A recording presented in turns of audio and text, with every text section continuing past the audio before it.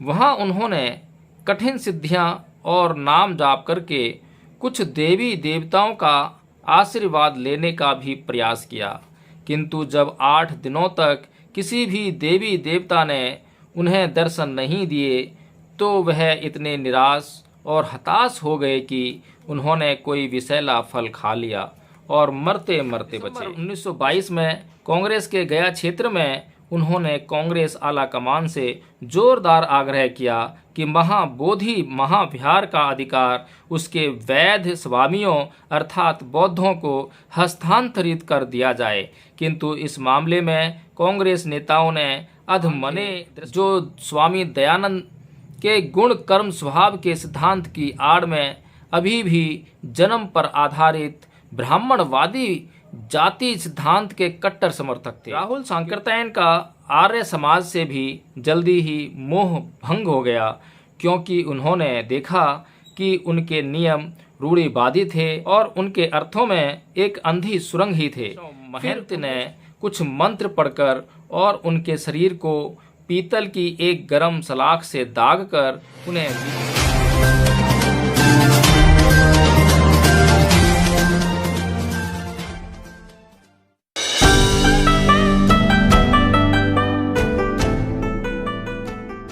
जय भीम, नमो बुद्ध।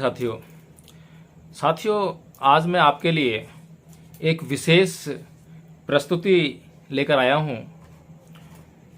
ये प्रस्तुति बहुत ही महत्वपूर्ण है। ये इसलिए महत्वपूर्ण है क्योंकि राहुल सांकृत्यायन जी के बारे में यह देश, ये दुनिया शायद बहुत कम जानती है, और राहुल सांकृत्यायन को जानना इस देश के लोगों के लिए बहुत ज़रूरी है, क्योंकि इस देश में जो जाति व्यवस्था है, जो सांप्रदायिकता का माहौल बना हुआ है, उसमें इस देश के लोगों को ये पता होना चाहिए कि राहुल सांकृत्यायन थे कौन, उनकी विचारधारा क्या थी, उनकी जीवन शैली क्या थी, उनका बचपन कैसे गुजरा, उनकी जवानी कैसे गुजरी, उन्होंने आखिर इस देश के लिए क्या किया, इस दुनिया को क्या दिया। इन सब बातों का इस देश के लोगों को पता होना बहुत ज़रूरी है। तो मेरे हाथ में एक किताब है जो कि विनय पिटक है, जिसका पाली से हिंदी में अनुवाद राहुल सांकृत्यायन जी ने किया।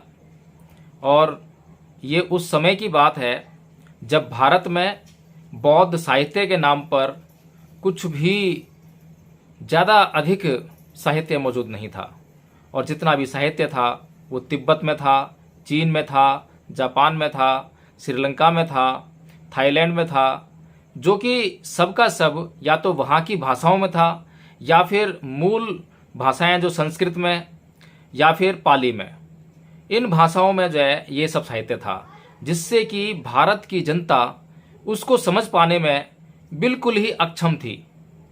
इसीलिए ये ग्रंथ बहुत महत्वपूर्ण है। तो इस ग्रंथ में जो इनके अनुवादक हैं राहुल सांकृत्यायन जी, उनका जो जीवन चरित्र है उसको प्रस्तुत करने का प्रयास किया है। जब मैंने ये पढ़ा तो मुझे लगा कि इस सब के बारे में, उनके जीवन चरित्र के बारे में आप सबको पता होना चाहिए। इसीलिए मैं यह वीडियो आप लोगों के सामने प्रस्तुत कर रहा हूँ। प्रमुख बौद्ध विद्वान और सृजनात्मक लेखक महापंडित राहुल सांकृत्यायन का जन्म 9 अप्रैल 1893 को हुआ था। उनका बचपन का नाम केदारनाथ था। उनके पिता गोवर्धन पांडे उत्तर प्रदेश के आजमगढ़ जिला के कनैला गांव के एक साधारण से किसान थे। उनका विवाह कुलवंती देवी से हुआ था, जो उसी जिले के पांडहा गांव के रामेशरण पाठक की इकलौती बेटी थी। यह गांव कनेला से लगभग 10 मील की दूरी पर था। कुलवंती अपने माता पिता के पास पांडहा में ही रहती थी और वहीं केदारनाथ का जन्म हुआ था। केदार के नाना एक पूर्व सैनिक थे। वह केदार को बहुत प्यार करते थे और उन्हें अच्छी से अच्छी शिक्षा देना चाहते थे। इसलिए जब केदार 5 साल के हुए तो उनके नाना ने उन्हें निकट ही रानी की सराय के प्राइमरी स्कूल में भेज दिया। वह पढ़ने में बहुत अच्छे थे और दूसरे लड़कों की अपेक्षा अपना पाठ अधिक जल्दी पूरा कर लेते थे। उन्हीं के शब्दों में पढ़ना मेरे लिए बिल्कुल भी कठिन नहीं था। सच तो यह था कि जिस पढ़ाई को मैं 4 महीनों में पूरा कर सकता था, उसमें मेरे 12 महीने बेकार ही नष्ट हो रहे थे।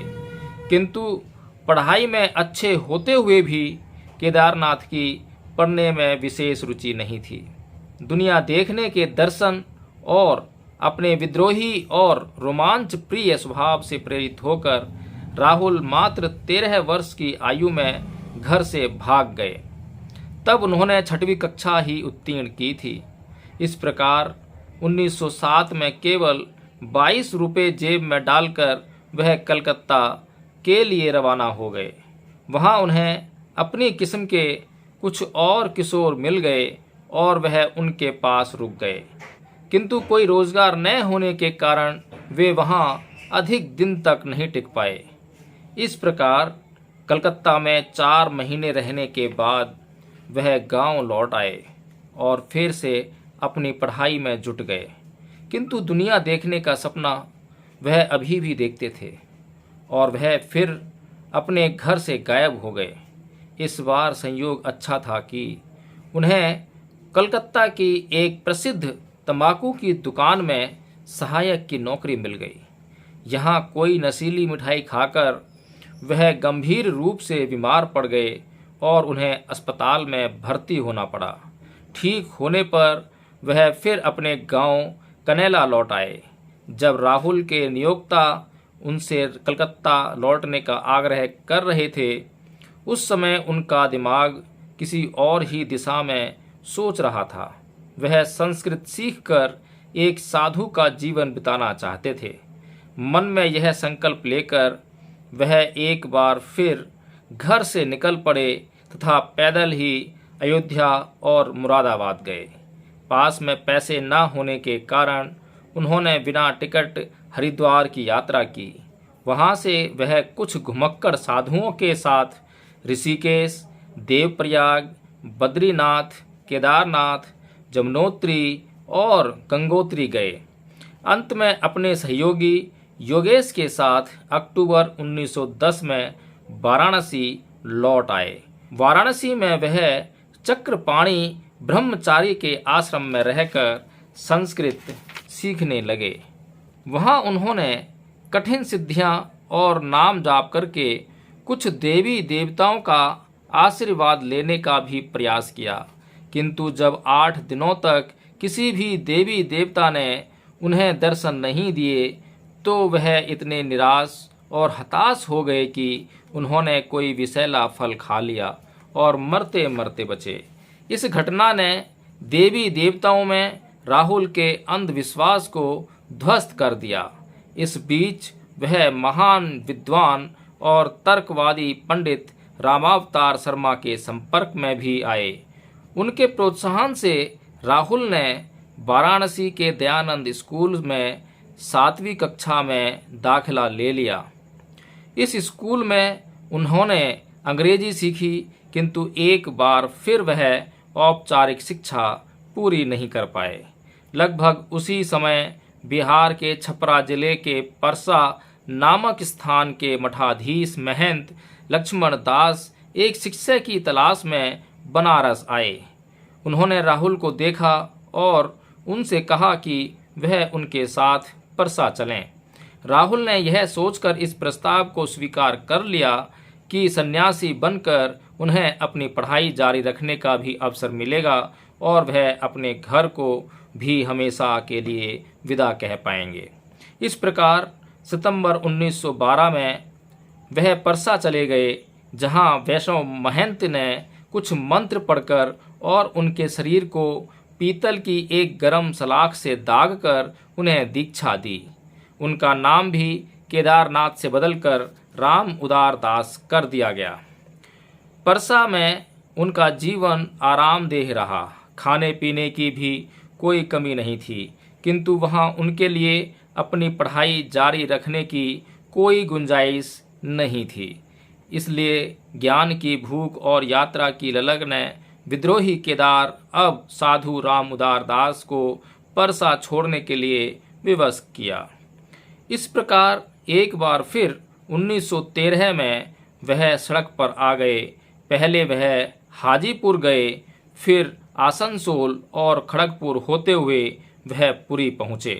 पुरी में जगन्नाथ मंदिर देखने के बाद वह मद्रास चले गए। साधु के रूप में उन्होंने पूरे दक्षिण भारत की यात्रा की और पुन्नामलाई, पचपेरुमल, तिरुमिसी, तिन्नौर, तिरुपति, तिरुकालीकुंडम, कांचीपुरम और रामेश्वरम गए। तिरुमिसी में वह लंबे समय तक रहे और वहां उन्होंने तमिल भाषा सीखी। दक्षिण यात्रा पूरी करने के बाद वह पुणे, नासिक, उज्जैन, अहमदाबाद, भोपाल, इलाहाबाद और वाराणसी होते हुए परसा लौट आए। मठ का जीवन एक बार फिर उन्हें असुविधाजनक लगा, जहां वह अपने स्वभाव के अनुसार मुक्त चिंतन नहीं कर सकते थे और अधिक ज्ञान प्राप्त करने के अपने आदर्श को भी नहीं हासिल कर सकते थे। इसलिए एक बार फिर वह चुपचाप परसा से निकल गए और अयोध्या पहुंच गए। यहाँ उनका संपर्क आर्य समाजी प्रचारकों से हुआ और वह वेदों का अध्ययन करने लगे। जब राहुल के पिता को उनके ठिकाने का पता चला तो वह अयोध्या आकर उन्हें घर ले गए, किंतु कुछ ही दिनों के बाद वह एक बार फिर कनैला से गायब हो गए और प्रयाग पहुंच गए, जहां कुंभ मेला चल रहा था। कुंभ मेला समाप्त हो जाने के बाद उन्होंने कोई ठीक ठाक नौकरी ढूंढने का प्रयास किया, जिससे वह कमाई के साथ साथ पढ़ाई भी कर सकें, किंतु उन्हें कोई सफलता नहीं मिली। फिर उन्हें पता चला कि आगरा में आर्य समाज का एक संस्थान है, जहां शिक्षा के साथ साथ मुफ्त रहने का भी प्रबंध है। इस प्रकार वह आगरा पहुंच गए और जनवरी 1915 में आर्य मुसाफिर विद्यालय में भर्ती हो गए। 2 साल तक उन्होंने संस्कृत, अरबी और विभिन्न धर्मों के धर्म विज्ञान का अध्ययन किया। उन्होंने अपनी अंग्रेजी भी सुधारी। इस बदले वातावरण ने उन्हें इतना प्रभावित किया कि राम उदार दास एक बार फिर अपने आप को केदारनाथ विद्यार्थी लिखने लगे। आगरा में 2 वर्ष का पाठ्यक्रम पूरा करने के बाद वह लाहौर चले गए और डीएवी कॉलेज के संस्कृत विभाग में दाखिला ले लिया। उन दिनों लाहौर आर्य समाज आंदोलन का गढ़ हुआ करता था। राहुल को भी आर्य सामाजिक कार्यकर्ता बना दिया गया। 1916 में उन्हें उत्तर प्रदेश के आर्य समाज केंद्रों की यात्रा करने का जिम्मा सौंपा गया। जब वह अहरोरा यानी मिर्जापुर में थे तो उनके पिता एक बार फिर उन्हें तलाशते हुए आ पहुँचे और उन पर घर लौटने के लिए दबाव डालने लगे, किंतु राहुल अड़ गए। उन्होंने अहरोरा से भागने की भी कोशिश की। उनके दुखी पिता ने जैसे तैसे उन्हें रेलवे स्टेशन पर पकड़ा और बनारस तक उनके साथ गए। रास्ते में राहुल ने अपने पिता को यह समझाया कि वह उनकी राह में बाधा ना बने, क्योंकि वह जिस रास्ते को चुन चुके थे उसी पर आगे बढ़ने को दृढ़ संकल्प थे। अतः अंत में उनके पिता गोवर्धन पांडे समझ गए कि इस विद्रोही बेटे पर अंकुश लगाना व्यर्थ था और भारी मन से उससे अलग हो गए। पिता पुत्र की यह अंतिम भेंट थी। अलग होते समय राहुल ने यह प्रण किया कि जब तक वह 50 वर्ष के नहीं हो जाएंगे, आजमगढ़ जिले में नहीं घुसेंगे। राहुल सांकृत्यायन का आर्य समाज से भी जल्दी ही मोह भंग हो गया, क्योंकि उन्होंने देखा कि उनके नियम रूढ़िवादी थे और उनके अर्थों में एक अंधी सुरंग ही थे। फिर 1917 में उनकी भेंट संयोगवश लखनऊ में पूज्य बोधानंद से हुई। यह उनके जीवन का निर्णायक मोड़ साबित हुआ। वह लिखते हैं, सबसे पहले 1910 में मैंने बुद्ध के विषय में सुना। उस वर्ष के मध्य में ज्ञान की खोज में अपना पहला वर्ष पूरा कर लेने के बाद मैं बद्रीनाथ से बरेली आ गया, जहां धर्मशाला में मेरी भेंट साधु खुन्नी लाल शास्त्री से हुई। उन्होंने मुझे बौद्ध धर्म पर संस्कृत भाषा में एक छोटा सा पर्चा दिया। उस भेंट ने मेरे विवेक को केवल हल्का सा झकझोरा। अगले वर्ष जब मैं अपने पैतृक गांव से बनारस जा रहा था तो मैंने कुछ बर्मी भिक्षुओं को सारनाथ में प्रार्थना करते देखा। हम एक दूसरे की भाषा नहीं जानते थे, इसलिए हम संवाद नहीं कर सके। चक्खू चक्खू कहकर उन्होंने कुछ समझाने का प्रयास किया, किंतु मैं अधिक कुछ नहीं समझ पाया। बाद में मुझे पता चला कि चक्खू तो चक्षु का पाली समानार्थी है और वे यह कहना चाहते थे कि बुद्ध संसार की आँख हैं। उसके बाद जब मुझे आर्य समाज ने आकर्षित किया तो मुझे बुद्ध के उपदेशों के विषय में कुछ शब्द सुनने को मिले। इससे बौद्ध धर्म के प्रति मेरी जिज्ञासा और बढ़ी। उस समय बौद्ध धर्म पर हिंदी पुस्तकें तो थी ही नहीं, इसलिए बुद्ध धर्म के विषय में जानने का एकमात्र तरीका यही था कि इन उपदेशों को जानने वाले किसी व्यक्ति से मिलकर बात की जाए। इस प्रकार का पहला अवसर मुझे 1917 में तब मिला जब एक आर्य समाज कार्यकर्ता के रूप में मैं लखनऊ गया और वहां आर्य समाज में ठहरा। वहां किसी ने मुझे एक बौद्ध भिक्षु का नाम बताया और उसी शाम मैं उस भिक्षु से मिलने पहुंच गया। यह भिक्षु थे भदंत बोधानंद माथेर। उन्होंने बौद्ध धर्म के विभिन्न पक्षों पर मुझसे देर तक बात की और मेरे प्रश्नों के उत्तर भी दिए। उस समय अनेक आर्य समाजी विद्वान थे जो स्वामी दयानंद के गुण कर्म स्वभाव के सिद्धांत की आड़ में अभी भी जन्म पर आधारित ब्राह्मणवादी जाति सिद्धांत के कट्टर समर्थक थे। किंतु 1917 में मैं पूर्ण रूप से नास्तिक था और किसी भी प्रकार की जाति व्यवस्था के एकदम विरुद्ध था। बोधानंद से बात करके मेरे अपने विचारों की पुष्टि तो हुई ही, मुझे बौद्ध धर्म के विषय में ऐसा बहुत कुछ सीखने को भी मिला जिससे मैं प्रभावित हुआ। वर्ष 1919 में राहुल सांकृत्यायन ने लाहौर में संस्कृत शास्त्री की परीक्षा दी, किंतु उत्तीर्ण नहीं हुए। फिर उन्होंने चित्रकूट जाकर संस्कृत में काशी न्याय माध्यम की परीक्षा दी, किंतु उसमें भी अनुत्तीर्ण रहे। बहरहाल कलकत्ता की मीमांसा परीक्षा में वह प्रथम आए, जिसकी परीक्षा उन्होंने जबलपुर में ही दी थी। एक बार फिर यात्रा का विचार उन पर सवार हो गया। इस बार वह बौद्ध स्थलों के दर्शन को लालायित थे, क्योंकि लखनऊ में पूज्य बोधानंद से मिलने के बाद उन्होंने बौद्ध धर्म का अध्ययन प्रारंभ कर दिया था और बुद्ध के उदात्त और तर्कसंगत सिद्धांत ने उन्हें आकृष्ट किया था। 1920 में 27 वर्ष की आयु में वह पहली बार लुम्बिनी गए, जहां बुद्ध का जन्म हुआ था। बोधगया गए, जहां बुद्ध ने बोधि प्राप्त की थी। सारनाथ गए, जहां बुद्ध ने अपना प्रथम उपदेश दिया था। और कुशीनगर गए, जहां बुद्ध ने महापरिनिर्वाण प्राप्त किया था। वह राजगीर, नालंदा और श्रावस्ती जैसे अन्य बौद्ध ऐतिहासिक स्थलों पर भी गए। राहुल सांकृत्यायन ने अपनी स्वजीवनी में इन पवित्र स्थलों की अपनी यात्रा का भावपूर्ण तथा काव्यात्मक भाषा में वर्णन किया है। वर्ष 1921 में भारतीय राष्ट्रीय कांग्रेस ने अंग्रेजी शासन के विरुद्ध असहयोग आंदोलन शुरू किया। राहुल सांकृत्यायन ने भी इस आंदोलन में सक्रिय भागीदारी की। उन्हें 31 जनवरी 1921 को उनके राजनीतिक भाषणों के लिए गिरफ्तार कर लिया गया और बाद में 6 महीने के लिए जेल भेज दिया गया। इस प्रकार फरवरी से अगस्त 1922 तक वह अगले 6 महीने उन्होंने बिहार के बक्सर जेल में काटे। जेल से छूटने के बाद उन्हें छपरा जिला कांग्रेस समिति का सचिव चुना गया। बौद्ध गतिविधियों से उनका घनिष्ठ संबंध भी 1922 में शुरू हुआ। दिसंबर 1922 में कांग्रेस के गया क्षेत्र में उन्होंने कांग्रेस आला कमान से जोरदार आग्रह किया कि महाबोधि महाविहार का अधिकार उसके वैध स्वामियों अर्थात बौद्धों को हस्तांतरित कर दिया जाए। किंतु इस मामले में कांग्रेस नेताओं के अधमने दृष्टिकोण से वह बहुत निराश हुए। राहुल सांकृत्यायन मार्च अप्रैल 1923 में नेपाल की यात्रा पर गए।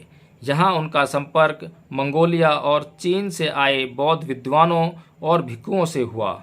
नेपाल से लौटने पर उन्हें वहाँ दिए एक राजनीतिक भाषण के लिए फिर से गिरफ्तार कर लिया गया। इस भाषण में उन्होंने स्वतंत्रता संग्राम में रक्त की तुलना पूजा और चंदन से की थी। इस प्रकार अप्रैल 1923 से अप्रैल 1925 तक अर्थात 2 वर्ष उन्हें हजारीबाग जेल में काटने पड़े। एकांतवास के इन 2 वर्षों का सदुपयोग उन्होंने लिखने और पढ़ने में किया। उनके पास सिंहली लिपि में पाली के मध्यम निकाय की एक प्रति थी, जिसे वह आदरपूर्वक प्रतिदिन पढ़ते थे। उन्होंने 4 अंग्रेजी उपन्यासों का हिंदी में अनुवाद किया। इस दौरान उन्होंने फ्रांसीसी भी सीखी। वर्ष 1926 में उन्होंने एक और खतरनाक यात्रा की। इस बार वह लद्दाख गए। वह पंजाब होते हुए कश्मीर और फिर जोजिला दर्रा पार करके लेह पहुँचे। उन्होंने लद्दाख की व्यापक यात्रा की, विभिन्न प्राचीन मठों में गए। वह लाहौल स्पीति किन्नौर होते हुए शिमला आए और उसी वर्ष मेरठ में उनकी भेंट एक पंजाबी युवक हरनाम दास उर्फ ब्रह्मचारी विश्वनाथ से हुई। इस पहली भेंट में ही वे आजीवन अंतरंग मित्र बन गए। जब सीलोन में विद्यालंकार पीरी वेना को संस्कृत पढ़ाने के लिए एक संस्कृत विद्वान की आवश्यकता हुई, तो भारत की माँ बोधि सोसाइटी के पूज्य श्रीनिवास नायक थेरा और डी विली सिंघा ने राहुल सांकृत्यायन की सिफारिश की, जिन्हें उस समय बाबा रामोदार दास के नाम से जाना जाता था। इस प्रकार 16 मई 1927 को वह विद्यालंकार पीरीवेना में संस्कृत के अध्यापक नियुक्त हो गए। इस समय तक वह हिंदी, संस्कृत, उर्दू, अरबी, फारसी, तमिल, कन्नड़, अंग्रेजी और फ्रांसीसी का अच्छा ज्ञान अर्जित कर चुके थे। अब उन्होंने पाली की ओर अपना ध्यान लगाया और थोड़े ही समय में वह केवल इस भाषा में पारंगत ही नहीं हो गए, अपितु उन्होंने समूचे पाली त्रिपिटक में महारत भी हासिल कर ली, जिसके लिए उन्हें त्रिपिटकाचार्य की उच्चतम उपाधि से विभूषित किया गया। मई 1927 से दिसंबर 1928 तक श्रीलंका में अपने प्रवास के दौरान उन्होंने अनेक बौद्ध ग्रंथों का भी अध्ययन किया। उन्होंने सिंहली भाषा भी सीखी और श्रीलंका पर हिंदी में एक पुस्तक भी लिखी। उन्होंने वसुबंधु की प्रसिद्ध कृति अभिधम्म कोश पर संस्कृत में एक टीका भी लिखी। वर्ष 1927 के अंत में उन्होंने ब्रह्मचारी विश्वनाथ से श्रीलंका आने का आग्रह किया। विश्वनाथ श्रीलंका पहुंच गए और 10 फरवरी 1928 को वह बौद्ध भिक्खु बन गए और उनका नया नाम हो गया भदंत आनंद कौशल्यायन। रामोदार दास अभी भी हिंदू साधु बने रहे। हाँ, उन्होंने अपना साधु चोला उतार दिया था और सामान्य धोती कुर्ता में आ गए थे। श्रीलंका में प्रवास के दौरान ही उनकी इच्छा हुई कि उन बौद्ध ग्रंथों की खोज में तिब्बत जाएं, जिन्हें भारत से पलायन करने वाले भिक्खु अपने साथ ले गए थे। इन बौद्ध भिक्खुओं को अपनी जान बचाने के लिए तब भारत से भागना पड़ा था, जब 12वीं शताब्दी के अंत में मुसलमान कट्टरपंथियों ने बिहार के नालंदा और विक्रमशिला विश्वविद्यालयों पर आक्रमण करके उन्हें नेस्तनाबूद कर दिया था। इस तरह 1929 के प्रारंभ में राहुल सांकृत्यायन गुपचुप तरीके से नेपाल के रास्ते तिब्बत पहुँचे। नेपाल तिब्बत सीमा पर एक मंगोल भिक्खु लोबजाद सेराब ने उन्हें प्रवेश परमिट दिलाने में उनकी मदद की। इस मंगोल भिक्खु से राहुल सांकृत्यायन की भेंट बोध गया में हुई थी। धीरे धीरे पैदल चलते हुए और कभी खच्चर पर सवार होकर राहुल सांकृत्यायन उस खतरनाक और लुटेरों से ग्रस्त मार्ग पर शेखर, लहारछे, नारथंग और सिगारछे होते हुए अंत में 19 जुलाई 1929 को लहासा पहुँचे। लहासा में धर्म साहू के बेटों ने उनका स्वागत किया।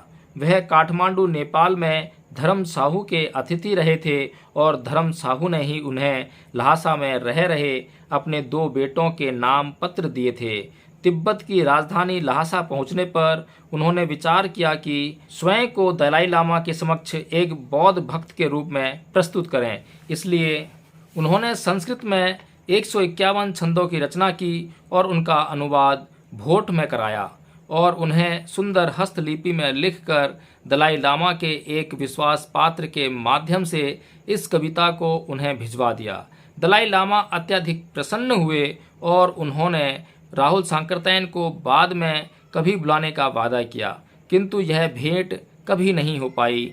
इस बीच राहुल सांकृत्यायन देपुंग गोम्पा गए, जहां उन्होंने 7,000 भिक्षुओं को विभिन्न देशों के नागरिकों के लिए बने विभिन्न खमजानों अर्थात बड़े कमरों में रहते देखा, किंतु वहां भारतीयों के लिए कोई कमरा नहीं था और वहां कोई भारतीय भिक्षु भी नहीं था।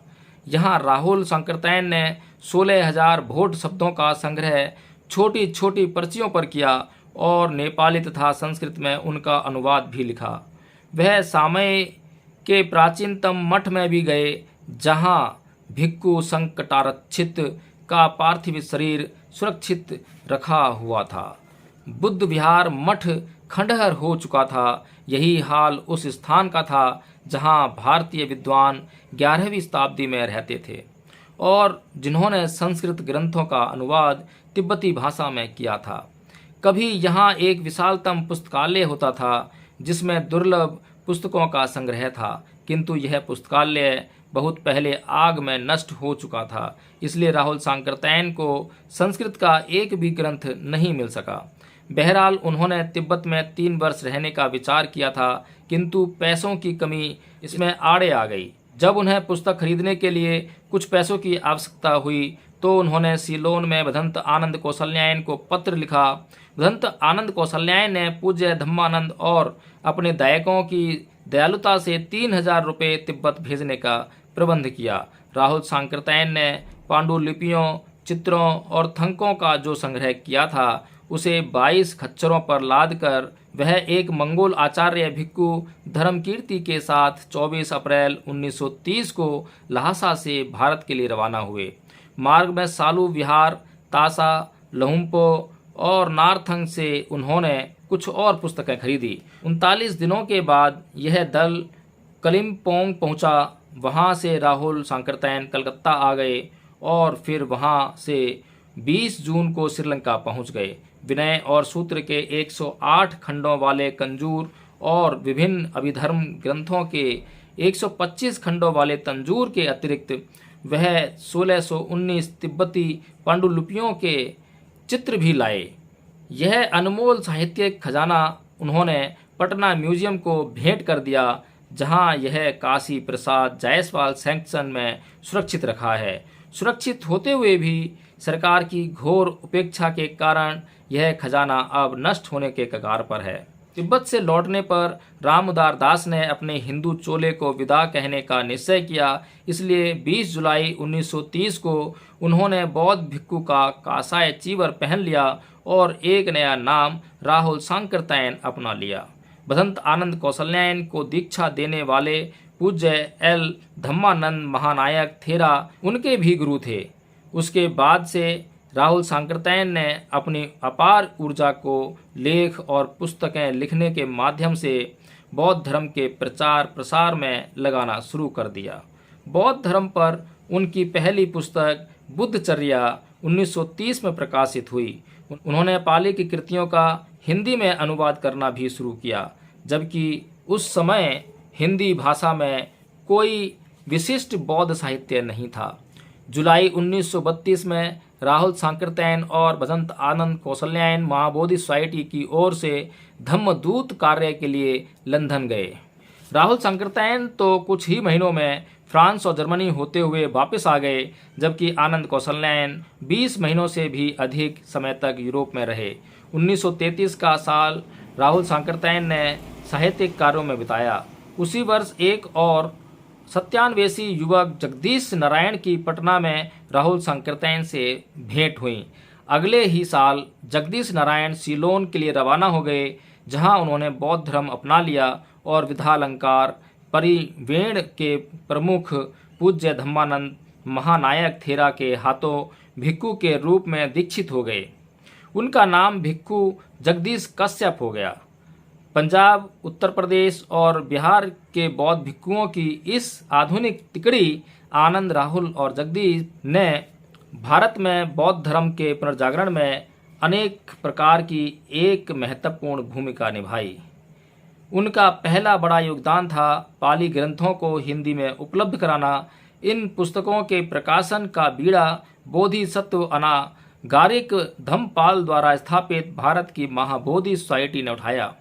इस प्रकार 1933 के बाद से धम्मपद, मध्यम निकाय, विनय पिटक, दिग्ग निकाय, संयुक्त निकाय, उदान, सुत्त निपात, जातक और मिलिंद-पन्हा जैसे ग्रंथ जल्दी जल्दी हिंदी भाषी जनों के लिए उपलब्ध हो गए। साहित्यिक कार्य में इतनी गहन संलिप्तता के बावजूद यात्रा के प्रति राहुल सांकृत्यायन की ललक कम नहीं हुई। इसी तरह 1934 और 1938 के बीच वह 3 बार तिब्बत गए और इसी बीच उन्होंने जापान, कोरिया, मंचूरिया, सोवियत संघ, रूस और ईरान की भी यात्रा की। 1930, 1934, 1935 में तिब्बत की 3 खतरनाक यात्राओं के परिणामस्वरूप वह कम से कम 20 बौद्ध ग्रंथ वापस भारत लेकर आए और इनमें से कुछ को उन्होंने स्वयं संपादित और प्रकाशित किया। राहुल सांकृत्यायन ने उस समय तक भारत में अनुपलब्ध इन मूल्यवान पुस्तकों को खोजने और वापस यहाँ लाने के लिए कैसी कड़ी मेहनत की, इसका अनुमान उनकी तीसरी तिब्बत यात्रा के दौरान सा-स्वया में उनके अनुभव से लगाया जा सकता है। वह कहते हैं, मेरे लिए सा-स्वया मठ और इसकी शाखाएं अत्यंत महत्वपूर्ण हैं क्योंकि संस्कृत की लगभग सभी ताड़पत्र पांडुलिपियां वहां मिलती हैं। अनुमति आसानी से मिल गई और वहां पहुंचने के तीसरे दिन मुझे नकल के लिए पांडुलिपियां मिल गईं। वर्तिकाल अलंकार का 4था अध्याय समाप्त करने के बाद मैं वर्तमान धर्माध्यक्ष फुन छोग महल के प्रमुख से मिलने गया। उन्होंने मुझसे आग्रह किया कि मैं लखांग छेनमो के छागपे लखांग पांडुलिपि पुस्तकालय जाऊं क्योंकि उन्होंने वहां संस्कृत की पांडुलिपियां होने के विषय में सुना था। जब मैंने इस विषय में कुछ अन्य लोगों से पूछताछ की तो मुझे इसमें अधिक संभावना नहीं दिखाई दी, किंतु फिर भी मैंने वहां जाकर देखने का निश्चय किया। डोलमा महल के अधिकारियों की अनुमति से सील तोड़ी गई और लखांग छेनमो की छत के ऊपर वाला कमरा खोला गया तो धूल का एक गुबार वहां उठा। हमने कमरे में प्रवेश किया। पूरे फर्श पर आधा इंच मोटी धूल की परत जमी थी। ऐसा लग रहा था जैसे 50 वर्षों से इस कमरे को खोला नहीं गया था। किताबों की अलमारी के ऊपर हमें पक्षियों के अंडे दिखाई दिए। धूल से रूंध रहे अपने गलों को साफ करने के बाद हमने इधर उधर देखना शुरू किया। दीवार के 3 ओर लगे लकड़ी के चौखटों में पांडुलिपियां रखी हुई थीं। उनमें से बहुत कम पर संख्या लिखी थी। उनमें से कुछ देखने में और आकार प्रकार से संस्कृत की ताड़पत्र पांडुलिपियां जैसी लगती थीं। कई बार प्रयास करने के बाद हमें निराशा हो चली, किंतु बहुत शीघ्र ही हमारे दिल तब खिल उठे जब बाईं ओर की अलमारी पर तिब्बती पांडुलिपियों के बीच हमें एक के बाद एक कितनी ही पांडुलिपियां मिलीं। ऐसे 25 बंडल थे और वे लकड़ी की 2 तख्तियों से ढके थे और बहुत पुरानी जर्जर रस्सियों से बंधे थे। हमने सरसरी तौर पर खोजबीन की तो हमने देखा कि वहाँ प्रमाण वर्तिका भाष्य की एक संपूर्ण पांडुलिपि, प्रमाण वर्तिक के प्रथम अध्याय की उपटीका और आचार्य असंग रचित योगाचार भूमि की एक संपूर्ण प्रतिलिपि रखी थी। हमने आनंदित हृदय से उन 2 पुस्तकों को नकल करने के उद्देश्य से लिया और 26 मई से 6 जुलाई तक का मेरा पूरा समय इस काम में लग गया। 1917 की रूसी क्रांति से प्रेरणा पाकर उन्होंने 1922 में 22वीं सदी शीर्षक से एक उपन्यास लिखा जिसमें उन्होंने अपने राजनीतिक विचारों को स्वर दिया। वह सोवियत रूप जाने को भी बहुत उत्सुक थे, इसलिए अवसर मिलते ही वह 1935 में रूस चले गए। वह 4 सितंबर को मंचूरिया से रेलगाड़ी पकड़कर मॉस्को पहुंचे और 15 दिन रूस में रहे। वह प्रसिद्ध पुस्तक बौद्ध तर्क के लेखक डॉक्टर शेरबात्स्की से मिलने को बहुत उत्सुक थे, किंतु वह लेनिनग्राड में रहते थे, जहां जाने की अनुमति राहुल सांकृत्यायन को नहीं मिली। इसलिए 21 सितंबर 1935 को वह ईरान होते हुए भारत लौट आए। 1937 में वह दोबारा रूस गए। इस बार सोवियत अकादमी ने उन्हें लेनिनग्राड विश्वविद्यालय में संस्कृत पढ़ाने के लिए आमंत्रित किया था। वह 17 नवंबर 1937 से 13 जनवरी 1938 तक लेनिनग्राड में रहे। यहाँ उनकी भेंट एक युवा रूसी महिला लोला से हुई, जो भारत तिब्बती विभाग की सचिव थी। वह फ्रांसीसी, अंग्रेजी, रूसी और मंगोली भाषा बोल सकती थी। अब उसने राहुल सांकृत्यायन से संस्कृत सीखनी शुरू की और उन्हें रूसी भाषा सिखाई। वह राहुल सांकृत्यायन से प्रेम करने लगी और उनसे विवाह की इच्छा प्रकट की। फलस्वरूप उन्होंने बौद्ध भिक्षु के वस्त्र त्याग दिए और एक बार फिर साधारण बौद्ध बन गए और जीवन पर्यंत वहीं रहे। वर्ष 1938 में रूस से लौटने के बाद राहुल सांकृत्यायन एक राजनीतिक कार्यकर्ता बन गए और पूरी तरह किसान आंदोलन में कूद पड़े। उन्होंने आमबाड़ी के किसान सत्याग्रह का आयोजन किया और जेल गए। कुछ महीनों बाद उन्हें रिहा कर दिया गया।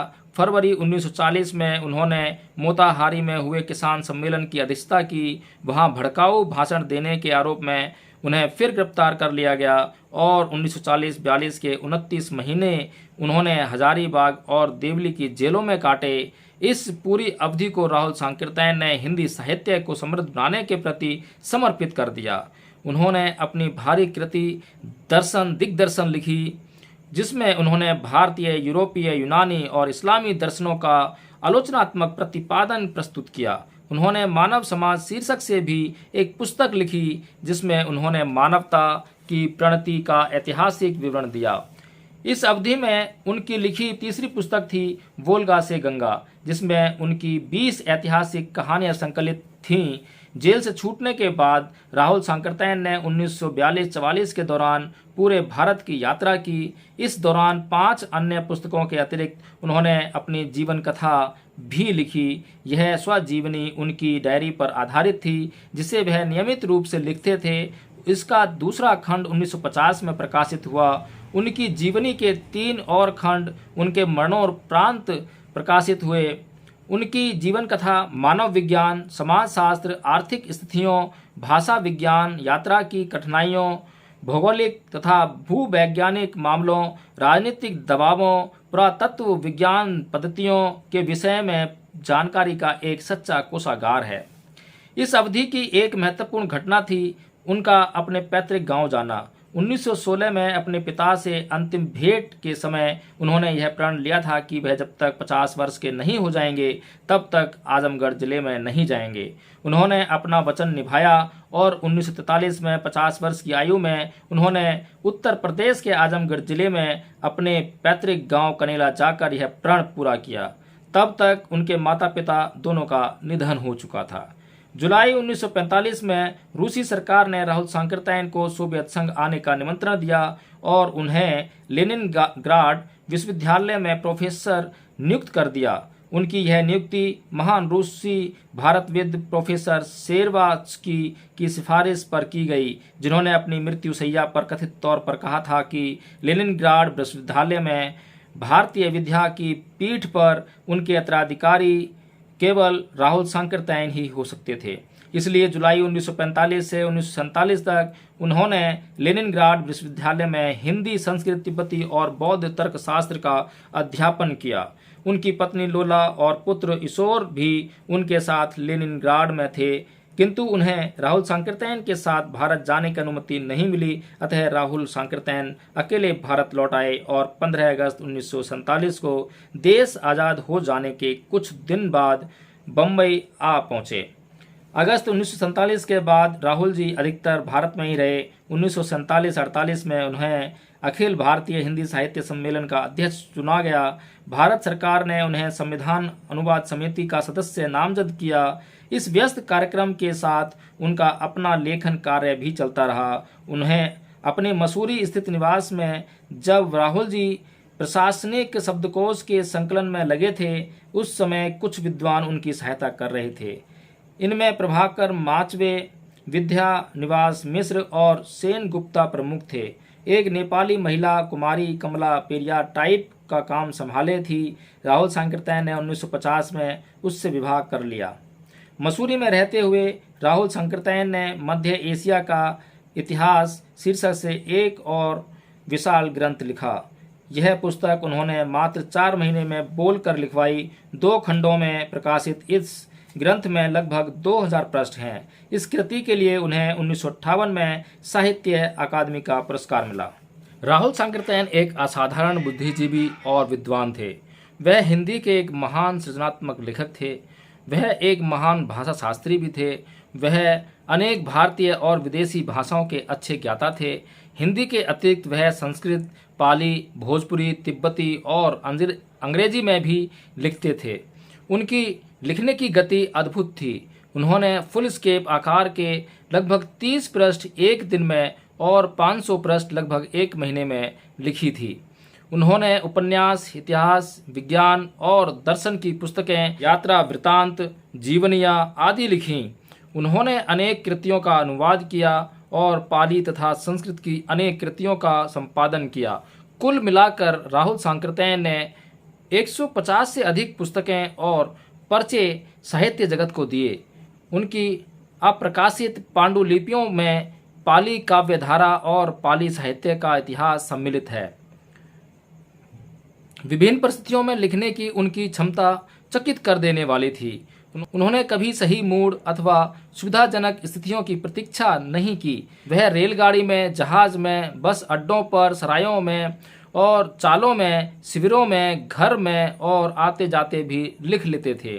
प्रभाकर माचवे ने राहुल सांकृत्यायन की 125 प्रकाशित कृतियों का उल्लेख किया है। उनमें से 16 संस्कृत में, 2 भोजपुरी में और 3 तिब्बती में हैं। इनमें से निम्नलिखित पुस्तकें मुख्यतः बौद्ध धर्म से संबंधित हैं। बुद्धचर्या 1930 में, धम्पद 1933 में, मध्यम निकाय 1933 में, विनय पिटक 1934 में, दीघ निकाय 1935 में, तिब्बत में बौद्ध धर्म 1935 में, बौद्ध दर्शन 1942 में, महामानव बुद्ध 1956 और बौद्ध संस्कृति।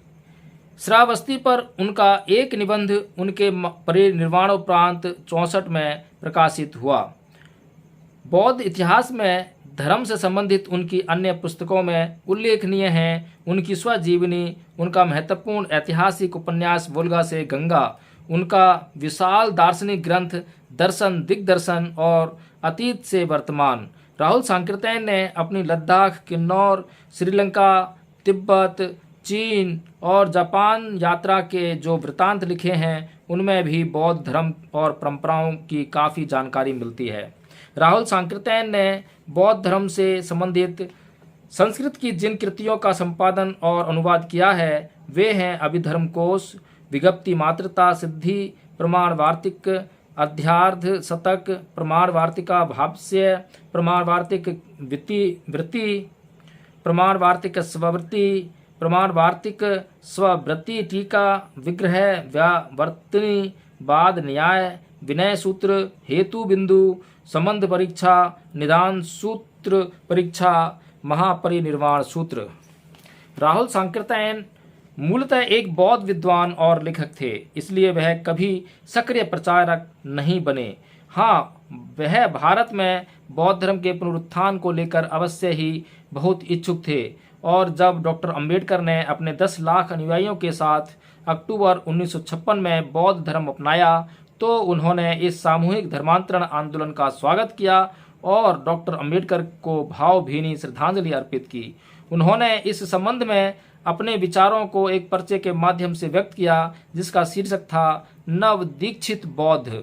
उन्होंने लिखा कि इसमें कोई संदेह नहीं है कि बाबा साहेब डॉक्टर भीमराव अंबेडकर ने भारत में एक बौद्ध पुनर्जागरण जन आंदोलन की पहल करके देश की महानतम सेवा की है।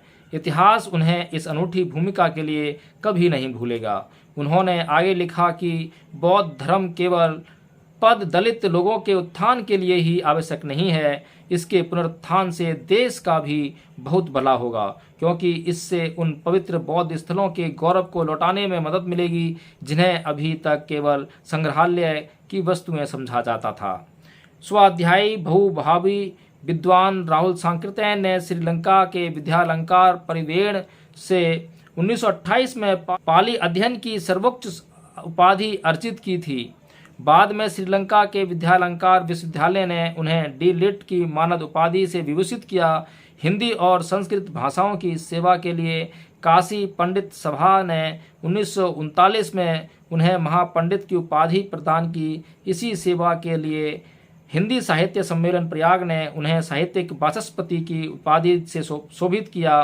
भागलपुर विश्वविद्यालय भागलपुर ने भी उन्हें डी लिट की मानद उपाधि प्रदान की। भारत सरकार ने भी कुछ विलंब से उन्हें भारतीय साहित्य में उनके योगदान के लिए पद्म विभूषण से देकर सम्मानित किया, किंतु जब राष्ट्र ने उनका सम्मान किया तब तक वह अपनी स्मरण शक्ति खो चुके थे और जीवन उनके लिए निरर्थक हो चुका था।